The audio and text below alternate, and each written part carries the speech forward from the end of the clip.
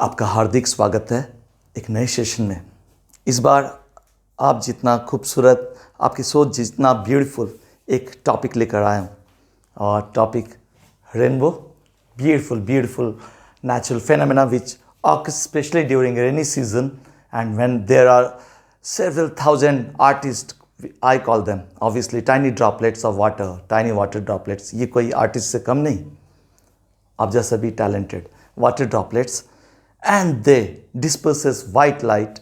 When white light strikes on those tiny water droplets which keeps on floating, keeps on suspending in the sky, and it disperses into beautiful spectrum of colors, band of colors of different wavelength, starting from red, which has the maximum wavelength of 650 nanometer, with violet at the other end with 400 nanometer, the shortest wavelength. Now इसकी dispersion होती है and white light get disperses and finally we get rainbow, beautiful rainbow। आज हम rainbow के बारे में detail में जानेंगे और कैसे रेनबो फॉर्म होता है, रेनबो सेमी सर्कल शेप में ही क्यों नज़र आता है, कोई और शेप में क्यों नहीं, रेनबो के से जुड़े बहुत सारे फैक्ट्स, और at the end of the session हम कोशिश करेंगे आपको रेनबो का कज़न्स से इंट्रोड्यूस करवाने का। मूनबो एंड फॉगबो, आपने सही सुना, उनसे भी आपका इंट्रोडक्शन है। ये बहुत ही खास, बेहद खूबसूरत सेशन आपके साथ और रेनबो के साथ होने वाला है, बिल्कुल बने रहिए हमारे साथ। सबसे पहले स्टार्ट करते हैं rainbow. What is rainbow? Rainbow is a natural phenomena which is caused by reflection, refraction, total internal dispersion, followed by again refraction of the lights with the help of tiny water droplets. When light falls on the tiny water droplets, then it got scattered into beautiful spectrum of 7 colors. White light get dispersed. But उससे पहले, rainbow को समझने से पहले आपको कुछ concepts बहुत ज़रूरी हैं। एक, you should have a clear concept about prism, कि प्रिज्म क्या होता है। उसके बाद refraction,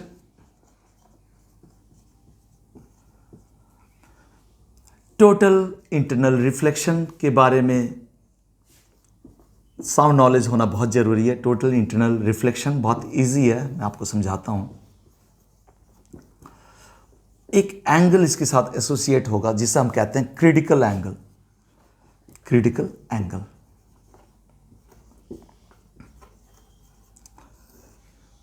now what is prism?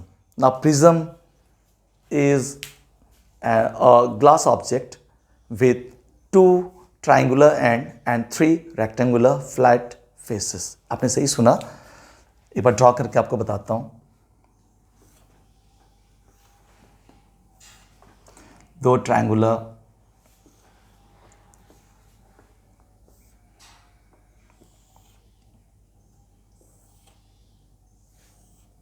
कुछ इस तरह का ही रहता है। जस्ट अ मिनट, यस, कुछ इस तरह का ही रहता है। Now to give a 3-dimensional actual feel, let me shade the triangular part.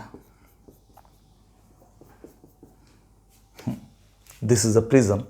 Now prism, as I have told you, it's a glass object basically with 2 triangular ends, जहाँ पर when light falls upon it, when light passes from air through this prism, light undergoes refraction. Refraction is nothing but bending up of light. Refraction is nothing but bending of light. Now how light bends? Let me tell you. Light, when passes from rarer medium, for example air, and enters a denser medium, then the speed of the light slows down, as well as the path of light in which it is traveling also bends. Now when light travels from rarer to a denser medium, that is from air to glass, in that case the light bends towards the normal. Whereas when light passes from denser to a rarer medium, it bends away. In both the cases, bending takes place. So that's refraction, in short, is bending of light. So in this prism, refraction होगा, सबसे पहले light जैसे ही enter करेगा, then उसकी bending होगी, and interestingly light will get scattered. White light अगर इस पे गिर रही है, this is white light, you get a spectrum of 7 colors. इसे हम बड़े पर अच्छा एक चीज़ और बता दूं, प्रिज्म के सिर्फ इस शेप में नहीं होगा. इंटरेस्टिंगली प्रिज्म की बॉटल शेप में भी हो सकता है. ट्रांसपेरेंट होना चाहिए और नॉर्मली ग्लास मटेरियल के बने होते हैं. हाई क्वालिटी ट्रांसपेरेंट फाइबर के भी बने हो सकते हैं. So this is again another की बॉटल शेप का प्रिज्म. दोनों ही प्रिज्म है. I need this space here to make you understand total internal reflection and critical angle. Total internal reflection is very important to understand. उसको समझने के लिए आपको मैं सबसे पहले 3 सॉलिड फिगर बताता हूँ जिसकी density definitely is more than air. Now say this is made up of glass और जो बाहर की मीडियम है एयर है और ये obviously glass medium. This is glass medium which is denser और एयर जो है रेयरर मीडियम है. सबके लिए सेम है. Now here let's suppose this is the normal. Now when a light is incident, light wave is incident on the normal at this point, at the point of normal, then it undergoes refraction. See here, it's bending away from the normal because it is passing from glass to air. Air is rarer, so it's bending away. Now, there will be instance when at larger angle of incidence, if it tries to bend, it will bend by more angle and this angle theta will be 90 degree. This is incident and this is a refracted ray. This is incident ray and this is the interesting case here.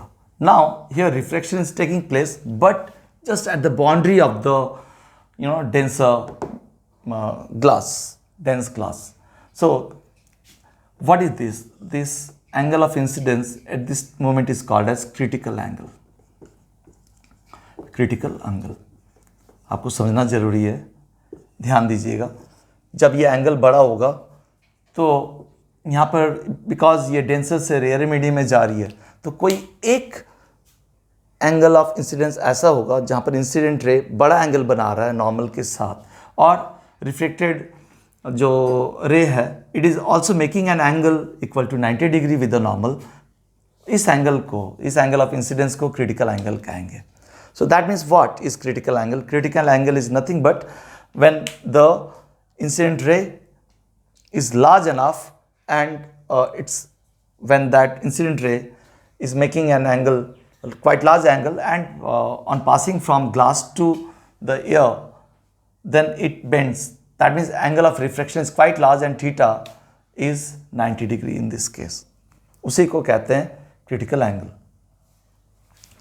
Angle of incidence ही होता है. Now अब एक scenario ऐसा है कि incident ray critical angle से भी बड़ा है. क्रिटिकल एंगल मान लो ये था हमारा जिस पे ये 90 डिग्री पे गया था लास्ट टाइम, जिसमें 90 डिग्री, अब उससे भी बड़ा लिया हमने incident ray. It's making large angle, quite large angle. अब ये angle of incidence. Now what will happen? Now no more reflection takes place when the angle of incidence exceeds the critical angle. I repeat, जब critical angle से incident ray की angle जो बनाएगा normal के साथ वो बड़ा होगा, उस केस में और रिफ्लेक्शन हो नहीं सकता. Again there will be a bouncing back of the incident ray in the form of reflected ray here. That means reflection is taking place here. Reflection is taking place. इन दोनों cases में reflection हो रहा था, bending हो रही थी, लेकिन इस केस में total reflection. This is called as total internal reflection in this denser medium glass.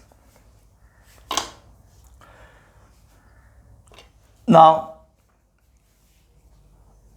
इस फर्स्ट पार्ट में इतना ही आपको बने रहना पड़ेगा to witness actually how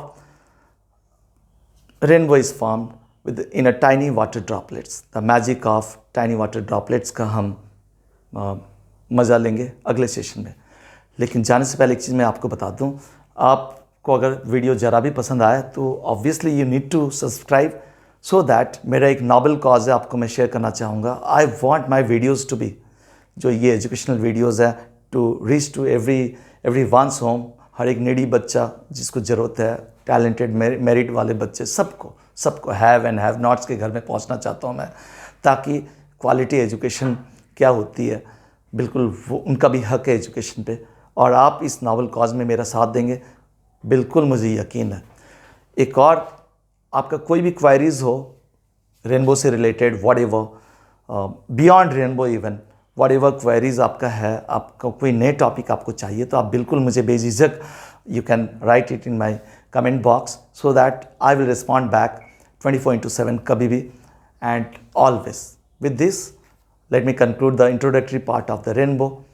Have a wonderful time, and TP is signing off, at least for the time being, and I will be back with a new session in which actually rainbow, how it is formed, it will be again beautiful, mesmerizing phenomena, this rainbow. I will continue. Till then, bye bye, take care.